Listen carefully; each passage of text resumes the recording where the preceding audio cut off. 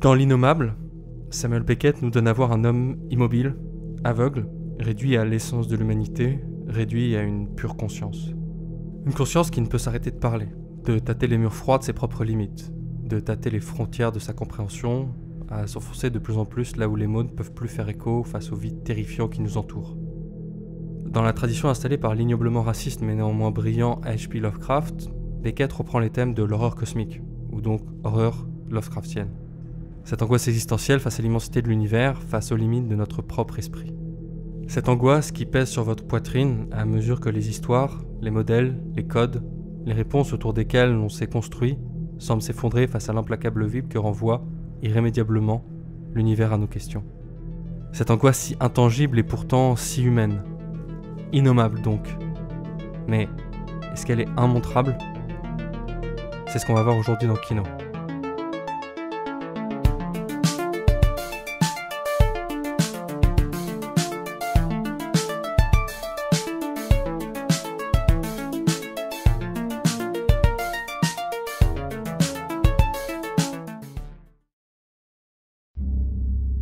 Si on parle d'horreur cosmique, on peut donc pas ignorer Lovecraft, comme je disais, puisqu'il est l'inventeur du terme et celui qui l'a popularisé au travers de ses nouvelles, transcription fantasmagorique de ses propres cauchemars.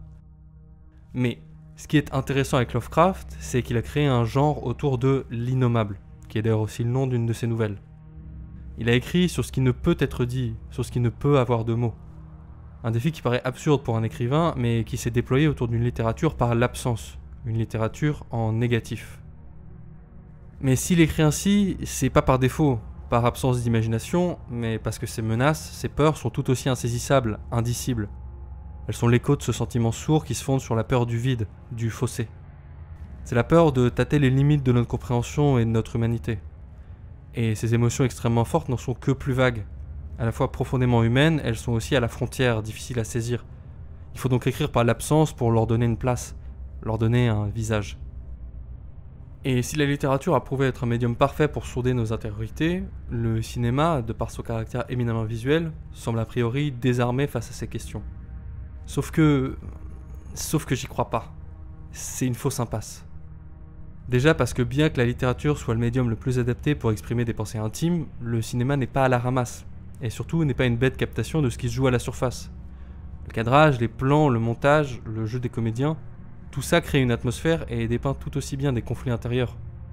Citizen Kane, qui est souvent salué comme le meilleur film de tous les temps, en a fait le pari et a démontré qu'on pouvait présenter l'intimité émotionnelle, l'intériorité de la vie d'une personne. Ou encore, pour revenir à notre question de l'angoisse cosmique, 2001, l'Odyssée de l'espace, qui s'attache à mettre en image une quête de savoir et de compréhension, quête qui pousse l'équipe aux limites de notre système solaire, mais aussi de sa propre rationalité. HAL faisant figure de menace bien plus intellectuelle que physique. Une lutte à mort pour déterminer ce qui cerne notre espèce et son rapport à l'univers. Le cinéma peut pas adapter les histoires de Lovecraft, c'est une impasse, comme le montre la médiocrité de la plupart des adaptations. Mais il peut copier cette gymnastique, cette grammaire élusive.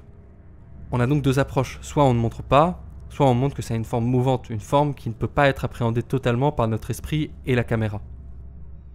Pour la première, l'exemple de Bird Box est assez parlant. Dans ce film, l'humanité fait face à des créatures qui rendent fous et suicidaires toute personne les ayant vues, obligeant les survivants à s'aveugler eux-mêmes.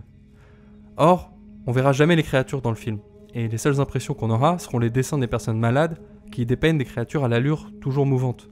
Dans cette nécessité de ne pas voir, de se borner à une vision limitée du monde, le film met magnifiquement en scène un des principes fondateurs de l'horreur cosmique, celui de ne pas dépasser le cadre de sa propre compréhension sous peine de sombrer dans la folie. Les humains ne peuvent saisir ces choses, nous ne le devons pas même. Un peu comme Adam et Ève face aux fruits défendus de la connaissance. Notre propre humanité s'accompagne de barrières. Pour la seconde approche, celui de la forme mouvante insaisissable, John Carpenter est sans doute le maître.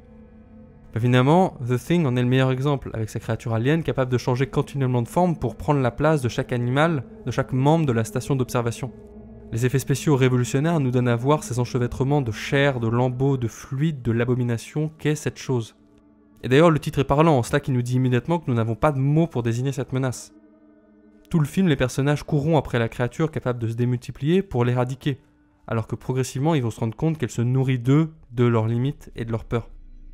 On peut aussi citer Halloween, qui bien que prenant des allures de slasher avec tueur fou classique, nous donne à voir un tueur invincible, quasi mystique, capable de revenir encore et toujours pour perpétuer des actes que notre raison ne peut expliquer. S'il ne relève pas du cosmique, il nous renvoie tout de même à l'insondable qui est en nous. D'autant que, comme toujours, le cinéma est un art symbolique, et s'il ne peut montrer d'entité cosmique inconcevable, il peut nous donner le visage de la banalité pour mieux le rendre sournois et omniprésent. Le masque de Michael Myers nous renvoie à une image froide, sans émotion et indestructible de la part néfaste, de la part de pur mal qu'il y a dans notre humanité. Ces deux approches sont complémentaires. Elles permettent à ces films de reprendre, d'adapter la grammaire de Lovecraft aux spécificités du cinéma, et donc de traduire en images et en montage les enjeux soulevés par l'auteur. Mais surtout, je pense que l'art, et donc le cinéma en tant que tel, sont une réponse à l'horreur cosmique, à ce vide total et effrayant. En sublimant l'absence, on lui donne une réalité qui va au-delà des mots, au-delà de la simple description placide. Ce que Lovecraft appelait horreur cosmique, Albert Camus aurait pu l'appeler l'absurde.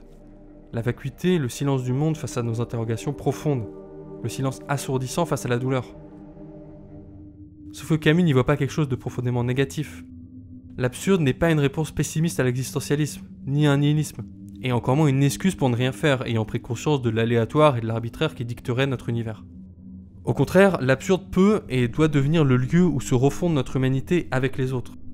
S'il y a bien une chose à laquelle toute personne fait face, quelle que soit la diversité des cultures, des croyances, des coutumes, c'est ce silence, cette étrangeté au monde comme il l'écrit. C'est le moment où on interroge l'univers, et ce n'est pas la réponse qui nous est renvoyée, mais toutes les questions similaires que tous et toutes ont pu poser avant nous.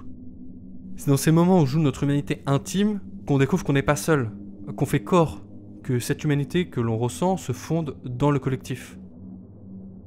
Ce qui ne peut être nommé peut être questionné, peut être laissé en filigrane aux spectateurs pour montrer que nous aussi on ressent la même chose.